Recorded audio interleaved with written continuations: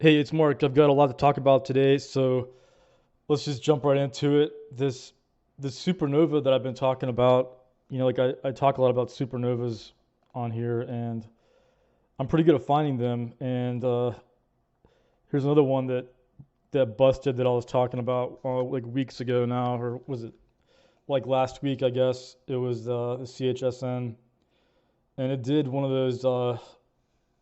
those big busts where it just totally crashed in one day. And they can do that if it's a true pump and dump.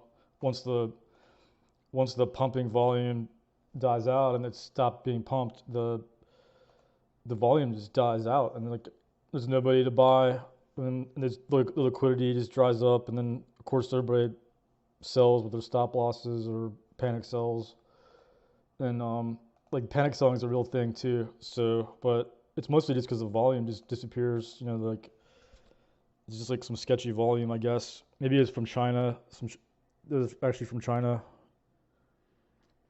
but that's kind of like how these play out a lot. And that the other one, that golden one, played out the same way. That was just like last week too. So this is why I track these, or I try to track them, because it's a reliable pattern. It's just the way it went from like $2 to $18 in a month is not sustainable, and it's kind of indicative of a pump, like a pump and dump, or just some kind of sketchy run up. So that was one that I was looking at, and I made a lot of trades today. Like some of the ones that are going good for me is still the like some of these charging stocks, but a lot of the stuff has come up a bit, so I'm down on some of the puts. But I did put on the IMPP. I put a Twitter post out on this one, the because I was looking at it like on Friday. I think I even put up my video on Friday or Saturday, and it did a high flag, like it was a bull flag. It's like a this is what you call a high flag, where it's just a 1 or 2 day, sometimes 3 day correction. Like any more than like 3 days, I'd call like a regular bull flag, or like a longer flag. So a flag is just when it comes down and consolidates, and basically just stops going up. Yeah. But that was a nice bull flag. So I put on the calls. Like I forgot this one actually has stock options. It's got options. So I put on the January 3 strike, and I think I bought some more of the stock too. Some of the other stocks I was buying was the SOHO, this hotel. They've they own a variety of hotels. Like they're mostly the Hilton hotel name. It's like a REIT. It's like a holding company for these hotels. This all I do is hotels, and it doesn't make any sense to me how it's still so low with the hotel sector coming back. It's just because it's a REIT, I think, and it's just kind of been frowned upon, just because of the size of it, probably, and being a REIT, because it's a really small company. So, and I've been just buying these because like it's still less than its net tangible asset value. It's just really cheap, deep value stock. It's selling for less than net tangible asset value. So like you look at if you look at Hilton hotels, you look at Hilton hotels, the Hilton brand. These hotels have been breaking out for 2 months now, and they're it's kind of an underperformer for a long time. Like you can see, it was in this trading range for months here, and it finally broke out. With the rest of the cyclicals and risk on stuff going on, it actually kind of looks like a bull flag again here. If you look at it, it's that could be a flag right there, because it does these flags. So it just likes to do flags. So I wouldn't be surprised if it keeps breaking out. I mean, if you look at the volume, it was really strong the other day. And even like Marriott has been good. I mean, pretty much all these hotels, have been breaking out. And it's like good print today on Marriott too. But I just see like there's just a huge amount of value in that SOHO company. So I bought some more stock. I'm just holding it, like a long-term thing. And some of the other stuff I did today was I was looking at these energy companies that I had on my watch list for a while, and I was just looking for some technical setups. And oil's been hanging in there, like it may have found a bottom there at like 68 a barrel. I know like the producers and like these big energy companies, I think they're profitable when it's like around 60, 70 or more. It's around there. I mean, it might be 50, but I think it's more like 60. So as long as oil is above like 60 or something, like the oil companies are happy. But not that they can control that, but it just makes it likely that the stocks will do okay. If oil can hold a certain level, then the stocks will do well because they're profitable. With oil at a certain price level, and it's like a red around here where it is. So you can see it's still in that level. It's still holding levels from summer. And it very well could be this could be a bear flag, it just keeps going lower, or it could be a short-term bottom. So I wasn't really looking at the oil itself, which I do trade sometimes too, but I was looking at these energy companies, and this AR just bounced right off of my support level that I drew up the other like from back here. And it got really short-term oversold. Like it was just down from 31 to 21 or 20, and just finally caught some support there at those old levels. And it looks like the volume's good too. Like it's pretty decent volume when the buys came in there. So it's like a downtrend break too. Like it broke that downtrend there, which is usually like pretty good setup, if you're gonna buy something at the lows. So this one's just keeps chugging along here. So I put on some calls, like way out of the money, like 24 strike for like 2 weeks out, just to see, because I think it could easily get there, like if it actually does bottom here. So it's kind of lower risk with because those calls or the premiums are lower. So the other ones, there are some other interesting ones like NGL. I was some Twitter people, or some people on Twitter, they found my post on that, and they showed me that there's a lot of bills apparently that are going through Congress that like are favoring this company. And there might have been some buying there from the Congress members. I don't know, but it's just apparently there's been some favorable bills going through for them. So that was interesting, and I totally missed it today. Like this thing's just on a tear, and it's up. It's breaking out again.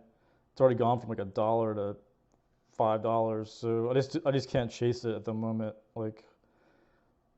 I'd rather wait for like a bull flag or something. And there's just a lot of decent charts in some of these energy companies, like MRO. Yeah, the other one I was looking at was this MRO, and they actually held a big level too here. They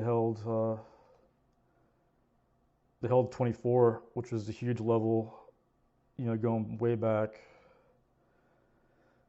Like this is it's held that 24.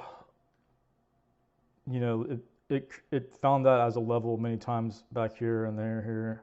So if oil does have like a short-term bounce here, this is a good one too. Like I was really looking at the puts on the calls rather on this one too, and if it just had a huge reversal though, like today, so it wasn't as strong as the other ones, but that's like one of my top watches though still, and the WTI kind of broke a downtrend too, but this stock's been like a mess, so I don't know what's going on with it, but doesn't look as good. And I mean, there's a bunch of these, but they're all kind of similar to oil. But I just liked how the AR held that level perfectly. So there's a reason it did, because everybody was all the people that are looking at the fundamentals and whatever they're looking at, discounted cash flow or whatever. They obviously pegged that 20 rather as a pretty key level, that they're willing to buy it. So that's just kind of what you look for sometimes. Like, there's been a lot of stocks that come back down to these support levels and just keep holding. And another trade I made today was I did take some.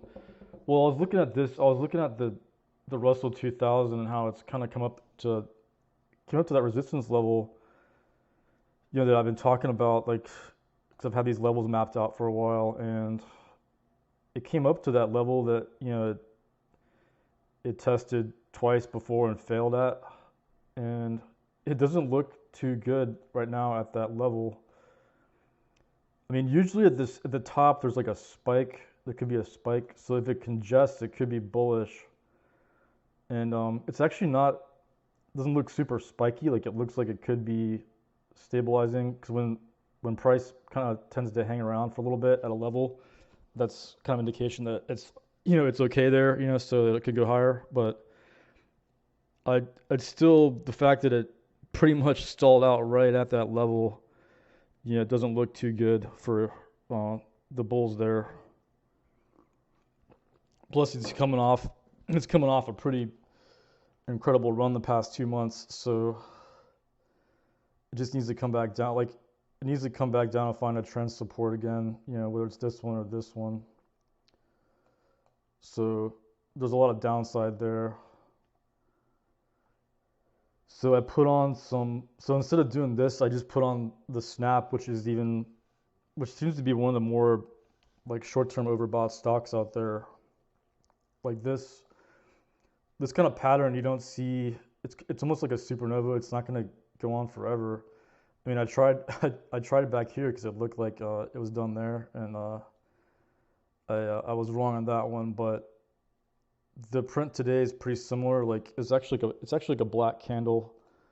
So the price finished lower, or actually it finished higher but lower on the day, if that makes sense. But I was really hoping it would be above the upper Bollinger Band, because in the past when it's done that, it's tended to top out. Like back here when it actually printed a shooting star, which was perfect. It printed it there and it was a top, and then I think it did it one or two more times. Like, that's not so much of a, but it did get way above the upper Bollinger Band back here. And up here, well, actually that's about it. But so there's a chance that this isn't the top, of course, because I would have liked to see it above the upper Bollinger Band, but they may not have played out this time, where it may have just stalled out now, because that's pretty much the worst candle it's had on this run up since earnings. So the range on the day, like, it had a nice breakout and then just failed again. So to me, and the volume was pretty good too. So I put on some puts on that one. I put it on my Twitter account. I got like 2 weeks out and maybe even farther.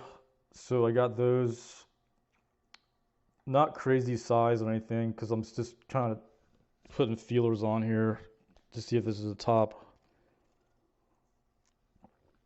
because it's gonna come fast, and it may even have a sharp reversal. So I put on the 12/29 550 strike and the I got January 12th 550 strike, which I'm glad I did that because I tend to one of my leaks is I tend to put on, you know, more weeklies than monthlies or farther out, which, it's really good if you have the direction right, but sometimes it's better to give it time to play out, especially with options, where you're fighting delta and everything, so decay. So I put on the 550. Actually, that can't be right. I think I was talking about Siri on that one. Yeah, this is the Siri. I got put on the 1550s. Yeah, it's 1550s. So instead of 550, it's 1550s. So it's right about there is where I'm looking for it to come down to, in the coming month or so.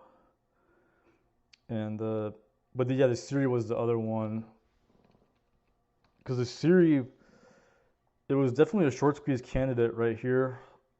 If it had come off of that inside bar right there, if it broke out off that inside bar. But, well, actually, that wasn't much of an inside bar. That was like a reversal there. So this one, it failed to hold resistance there. So it just looks like it's going to come down to trend support now. And it broke that uptrend and just knocked right off that resistance. So I put on the puts on that one too, 4 strike and 450, which is pretty it's kind of maybe it's a little too ambitious, but I may put on some 5s tomorrow if it's down again, but I think there's a good chance the calls will just be up anyway if it's down like 10% a day, but they just look like it just looks like a short-term top. And look at the volume; it's pretty strong too on the selling there. So I think that's about it for the trades I made today. I do still have the DBC calls, and I probably would have been better off just doing oil on that one, but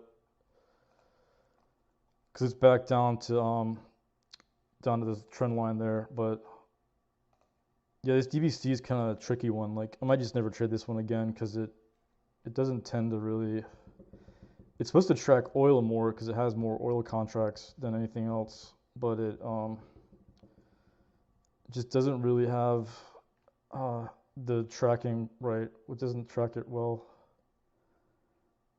Like it did, I think it did maybe back a couple of years ago when commodities were strong, but it's just not really. I don't think it's the best vehicle. And some of these Momo stocks I was looking at, they're up a little bit, but nothing crazy. Like any was up because the Bitcoin's been up too, and this is one of the stocks that I was talking about before with crypto. It's like an ETF or like a trust for Litecoin, and it did break out a little bit today too. And I put on the CFR calls too because it looks like the squeeze is starting right there. If you look at the range it was about 20% today with Bitcoin, and the volume is huge. It's almost like it's just squeezing early or something. Like, I guess it's just like buyers, not short sellers covering. But I don't know, it's hard to tell. But the CIFR was up like 20% today with Bitcoin, and Bitcoin had a pretty good day today. So it's pretty much back at some support, pretty much just about. And this Prince doesn't look right. It actually broke it actually broke above that flag there, so that's not actually tracking it that well. I put it on my Twitter account. It's definitely breaking that flag, and those are about the only major things I noticed. Just the IWM hanging up, getting hung up there, and KRE's coming back too. It kind of looks like a bull flag at the moment, but it's coming down too, and that's about it really. So I'll just call it a wrap.